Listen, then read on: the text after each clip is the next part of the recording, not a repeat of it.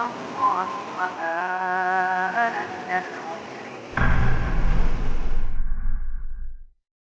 Bismillahirrahmanirrahim. Assalamualaikum warahmatullahi wabarakatuh.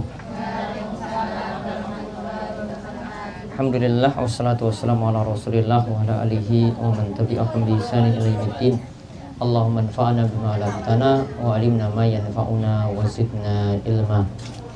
Baik, ibu-ibu sekalian, kita kembali di pertemuan siang ini melanjutkan tafsir surat An-Nur sampai pada ayat yang ke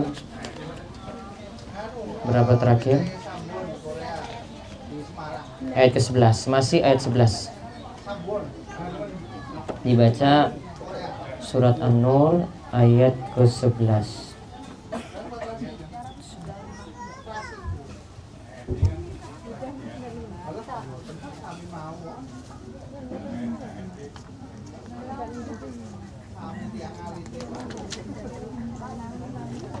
Baik. Sampun. Innal ladzina ja'u bil ifki. Ayo serangan saking tahu. A'udzu billahi minasy syaithanir rajim. Innal ladzina ja'u bil ifki usbatum minkum la tahsabuhu syarran lakum bal huwa khairul lakum likulli imri'in minhum maktasaba minal itsm walladzi tawalla kibrahu minhum lahu 'adzabun 'adzim. Stop. Coba dibaca arti Vina.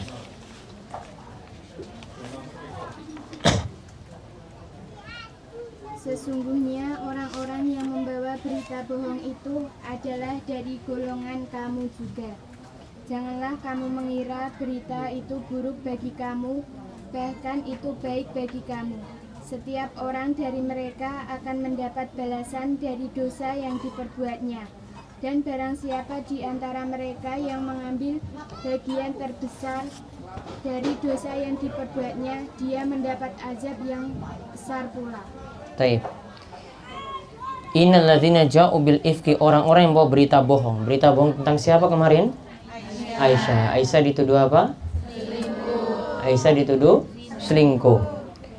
Itu adalah golongan kamu juga. Janganlah kalian kira bahwa berita bohong atau berita isu itu buruk bagi kalian, bahkan bisa jadi menjadi baik.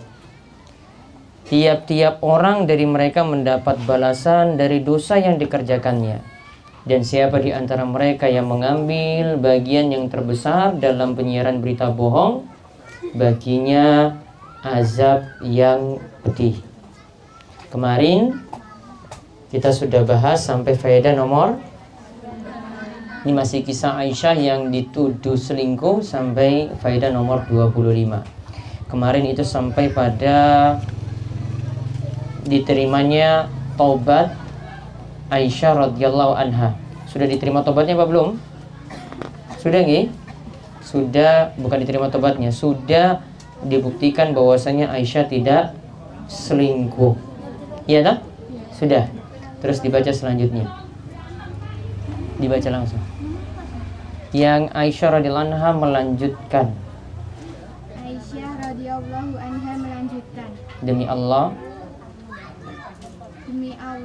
Rasulullah Shallallahu Alaihi Wasallam belum sempat beranjak dari tempat duduknya dan belum ada seorang pun dari anggota keluargaku yang keluar sehingga Allah Subhanahu Wa Taala menurunkan wahyu kepada nabinya. nah lihat, Rasulullah SAW itu belum sempat beranjak dari tempat duduk dan belum ada seorang pun dari anggota keluarga yang keluar sehingga Allah menurunkan wahyu kepada Nabi. Kemudian Nabi Shallallahu Alaihi Wasallam merasa berat ketika menerima wahyu. Jadi ketika Nabi SAW itu menerima wahyu, itu keadaannya sangat-sangat berat. Maka tulis faedah nomor 26. Rasulullah menerima wahyu itu sangat berat. Rasulullah menerima wahyu itu sangat berat.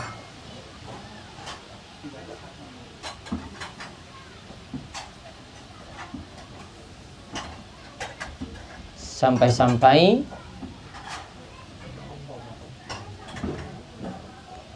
beliau berkeringat,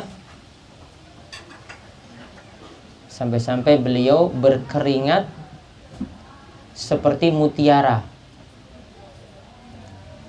Jadi keringatnya itu seperti mutiara. Ini lihat keadaan ketika menerima wahyu itu sangat berat. Seperti Rasul juga ketika menerima wahyu di Gua Hiro juga demikian beratnya.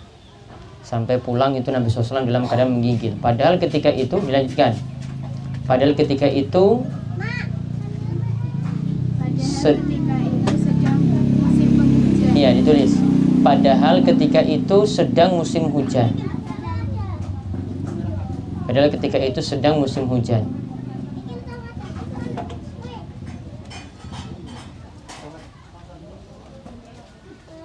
Berarti keringatnya ini masih mengalahkan air hujan. Juga sangat-sangat keringat sekali. Terus hal ini lantaran beratnya wahyu yang diturunkan kepada beliau. Nah, hal ini lantaran beratnya wahyu yang diterima pada Nabi Sallallahu Alaihi Wasallam. Terus Aisyah radhiyallahu anha melanjutkan, kontan, kesusahan telah lenyap dari hati Rasulullah Sallallahu Alaihi Wasallam. Beliau tersenyum bahagia. Lihat, setelah wahyu turun, Rasulullah SAW itu langsung senang. Padahal 1 bulan lebih itu tidak berbicara dengan Aisyah. Berarti dalam keadaan susah. Namun ketika itu dapat berita gembira, wahyu turun, akhirnya kembali lagi gembira. Berarti ini sama seperti yang kita pelajari dulu dalam surat Alam Nashrah, inna ma'al usri yusra wa inna ma'al usri yusra. Di balik kesulitan ada kemudahan. Berarti tulis faedah nomor 27.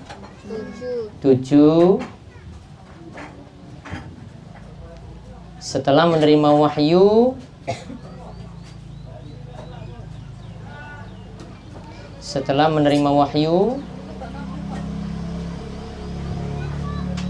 dan sebelumnya Nabi dalam keadaan susah.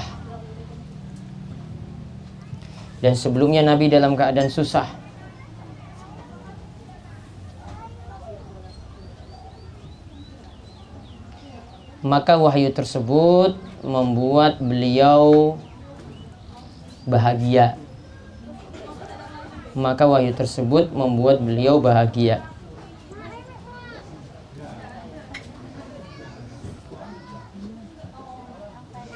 Berarti dilanjutkan, berarti di balik kesulitan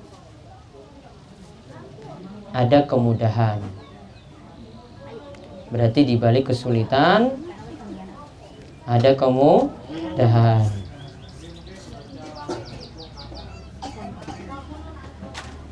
Terus kalimat yang pertama kali beliau katakan ialah, bergembiralah Aisyah, Allah Subhanahu wa Ta'ala telah membebaskanmu. Nah, ketika dapat wahyu tadi, Rasul beri kabar gembira kepada Aisyah.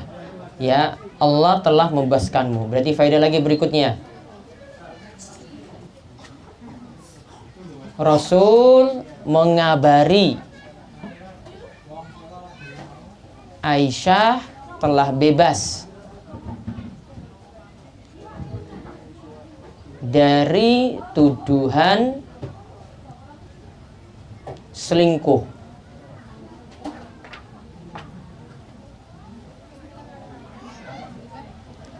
Ini menunjukkan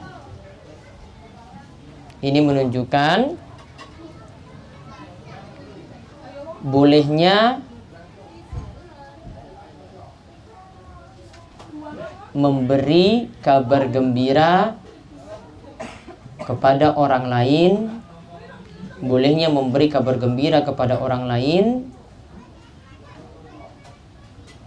bolehnya memberi kabar gembira pada orang lain ketika kita berbahagia. Ketika kita berbahagia. Jadi misalnya ibu-ibu yang mau lahiran, kalau sudah punya anak berhasil ya lahir, maka boleh beri kabar gembira pada orang lain. Suami boleh kabarkan pada yang lainnya, ibu-ibu boleh kabarkan pada yang lain. Ada yang menikah, dia kabarkan lagi pada yang lain. Boleh berita-berita gembira tadi disampaikan pada yang lain. Terus lalu ibuku berkata kepadaku, berdirilah kepada Nabi. Aku berkata, demi Allah, aku tidak akan berdiri kepada Nabi Shallallahu Alaihi Wasallam, dan aku tidak akan memuji kecuali hanya kepada Allah Subhanahu Wa Taala. Nah, ibu dari Aisyah itu katakan, berdirilah pada Nabi. Namun Aisyah itu mengatakan, ya kita hanya bersyukur atau berterima kasih hanya pada Allah Subhanahu Wa Taala. Maka kalau bersyukur atau berterima kasih secara mutlak itu hanya untuk Allah. Maka faedah ke 29.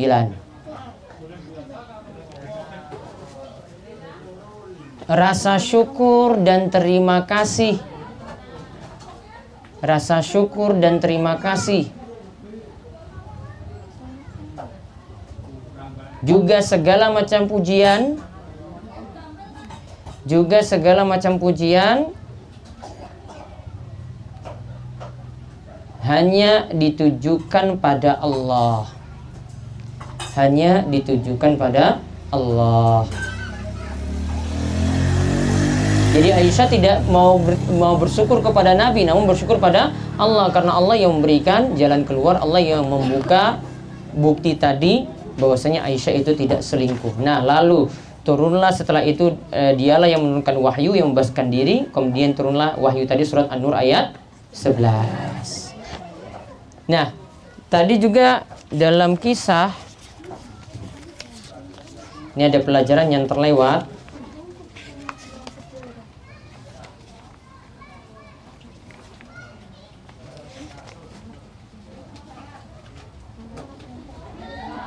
Sudah pernah belum ada faedah istri ketika pergi ke rumah orang tua harus izin suami?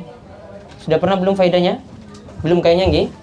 Dia di sini Aisyah pergi ke rumah orang tuanya, dia minta izin pada Rasulullah SAW karena kejadian ini di rumah orang tua. Sudah? Nah, sudah, berarti dilompat.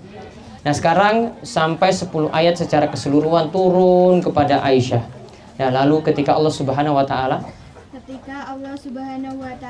telah menurunkan ayat ini yang menjelaskan tentang kebebasanku, maka Abu Bakar radhiyallahu anha, beliau adalah orang yang memberikan nafkah kepada Mistah bin Utsasah radhiyallahu anha karena masih ada hubungan kerabat dan karena ia orang fakir. Berkata, nah, kemarin ada orang yang namanya Mistah. Mistah kemarin kenapa Mistah? Mistah bin Utsasah kemarin kenapa dia? Awal-awal dulu Mistah kenapa? Yang memberitahu Aisyah itu selingkuh siapa? Pas Aisyah 1 bulan itu sakit. Setelah itu Aisyah itu keluar rumah, baru dia dapat berita kalau dia dapat berita kalau dia itu dituduh selingkuh. Siapa? Mistah itu ibunya namanya Ummu Mistah. Ummu Mistah itu yang memberitahukan kepada Aisyah kalau Aisyah itu digosipkan selingkuh. Iya tak?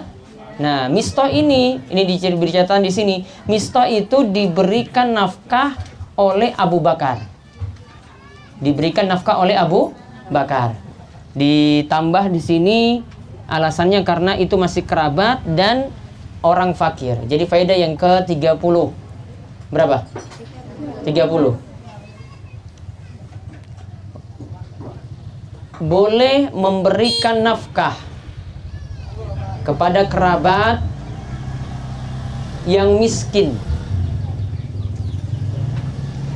Boleh memberikan nafkah kepada kerabat yang miskin. Sebagaimana yang dilakukan Abu Bakar pada Mistah. M-I-S-T-H-A-H. Seperti yang dilakukan Abu Bakar pada Mistah. M-I-S-T-H-A-H.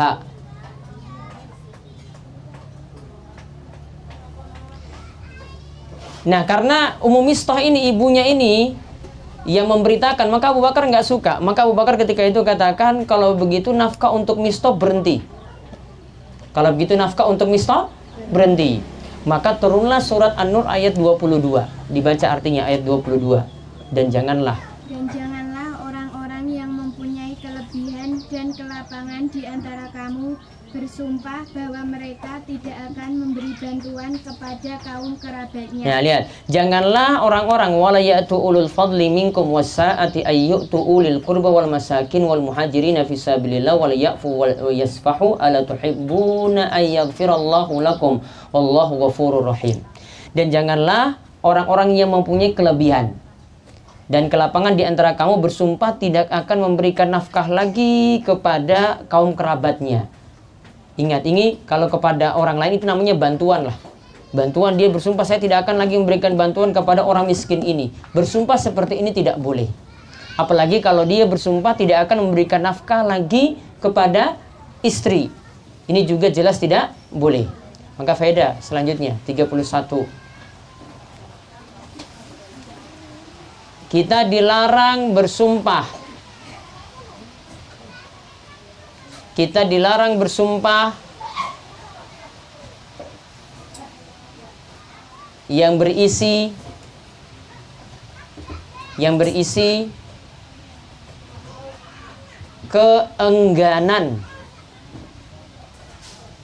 keengganan untuk memberi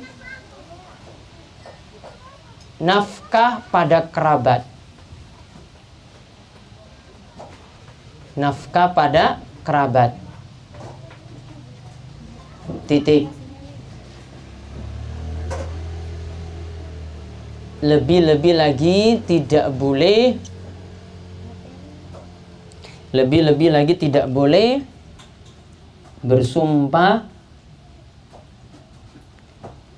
enggan memberi nafkah pada istri. Enggan memberi nafkah pada istri. Jadi kalau suami bersumpah seperti itu tidak boleh. Ini sumpah yang batil. Terus lantas Abu Bakar radhiyallahu anhu berkata, radhiyallahu anhu, ya.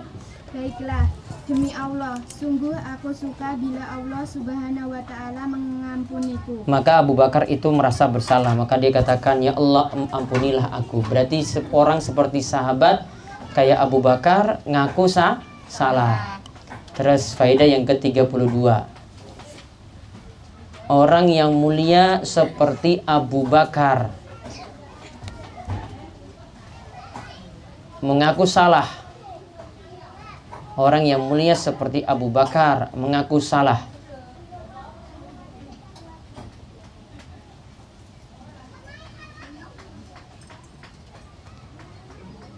Kita pun kita pun harus mencontoh seperti itu. Kita pun harus mencontoh seperti itu. Kalau salah ya bilang salah. Lalu kemudian beliau kembali memberi nafkah kepada Mistah yang memang sejak dahulu ia selalu memberinya nafkah. Nah, Abu Bakar tetap memberi nafkah kepada Mistah yang tadi sebelumnya nggak mau, akhirnya tetap beri terus. Bahkan ia berkata, aku tidak akan berhenti memberi nafkah kepadanya untuk selamanya. Bahkan Abu Bakar berkata, aku tidak akan pernah berhenti memberikan nafkah kepada Mistah untuk selamanya. Berarti dia sudah maafkan. Kalau maafkan itu berarti tidak diingat-ingat lagi, masih tetap beri. Bentuk maaf yang keliru itu kalau sudah maafkan kok masih diungkit-ungkit. Jadi faedah yang ke-33.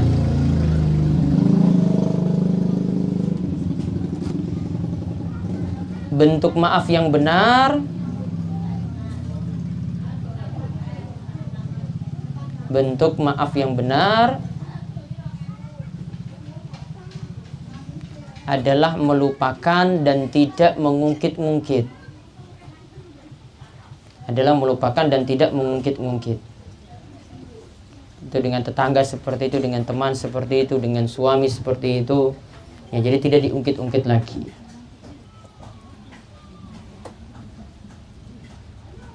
Kemudian Aisyah radhiyallahu anha melanjutkan, Rasulullah Shallallahu alaihi wasallam bertanya kepada Zainab binti Jahsy. Rasulullah SAW bertanya kepada Zainab binti Jahsh.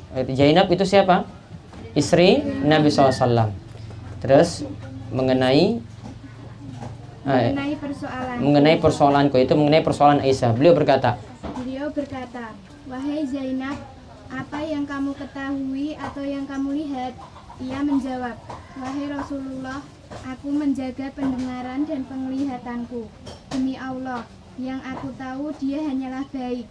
Aisyah radhiyallahu anha mengatakan, dialah di antara istri-istri Nabi Shallallahu alaihi wasallam yang menyaingiku dalam hal kecantikan. Nah, berarti Zainab binti Jahsh itu cantik itu sama dengan Aisyah. Aisyah itu katakan cantiknya saya ini, saingannya itu cuma Zainab binti Jahsh, karena yang lainnya janda-janda tua. Terus, tetapi Allah Subhanahu wa taala melindunginya dengan sifat wara. Namun Zainab itu walaupun dia itu ya saingan dengan Aisyah, dia nggak pernah sombong. Wara ini artinya biasa-biasa saja, sederhana, tidak pernah sombong. Karena kadang kalau orang itu tampangnya itu cantik, apalagi cantiknya kayak selebriti misalnya, wah sok-sokan sekali, wah saya ini cantik, kalian ini kalah, seperti itu. Ya, maka Zainab binti Jahsh tidak seperti itu. Ini juga tanda bahwasanya di antara istri-istri Nabi SAW itu punya sifat apa di sini? Punya sifat apa di sini? Lihat Aisyah cuma senang saya dengan Zainab binti Jahsh. Sedangkan dengan istri-istri yang lain itu belum tentu suka dengan Aisyah. Berarti di antara istri-istri Nabi SAW punya sifat apa? Satu yang lainnya itu ada iri, satu dan yang lainnya juga masih ada cemburu. Maka kalau orang yang memutuskan punya istri lebih daripada satu, berarti istri-istrinya itu cenderung punya sifat cemburu dan iri. Maka tulis faedah yang berikutnya. 34. Wajar di antara para istri, wajar di antara para istri yang dimadu memiliki sifat cemburu dan hasad. Memiliki sifat cemburu dan hasad. Lalu yang terakhir, sedangkan saudara perempuannya Hamnah binti Jahsh radhiyallahu anha bertentangan dengannya, maka binasalah orang-orang yang binasa. Oke. Kemudian faedah yang terakhir, tadi Abu Bakar membatalkan sumpah kan? Berarti ditambahkan faedah yang terakhir, boleh membatalkan sumpah yang sudah terlanjur diucap. Boleh membatalkan sumpah yang sudah terlanjur diucap.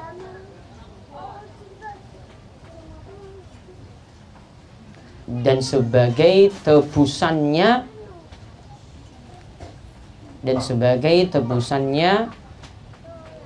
membayar kafarat.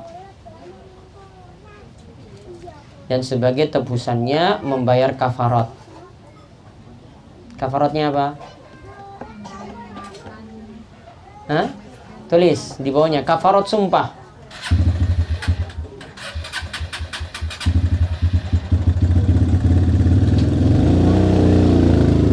Kafarat sumpah.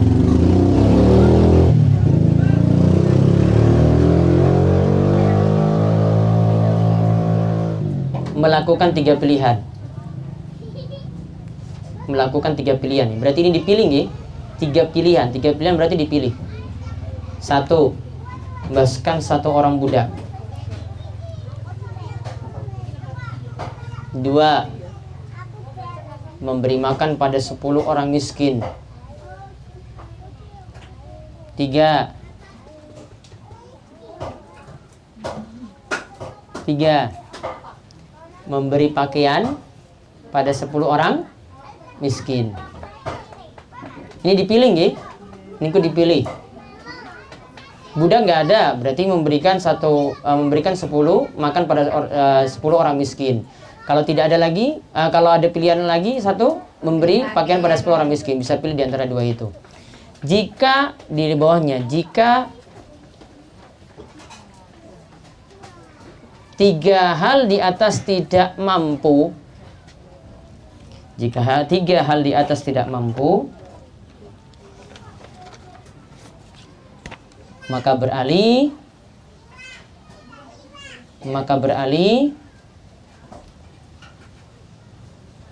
pada puasa selama 3 hari.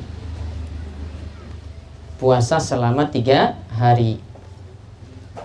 Dalam kurung tidak disyaratkan berturut-turut. Tidak disyaratkan berturut-turut. Wallahu a'lam bissawab. Kita tutup kalian doa kafaratul majelis. Monggo.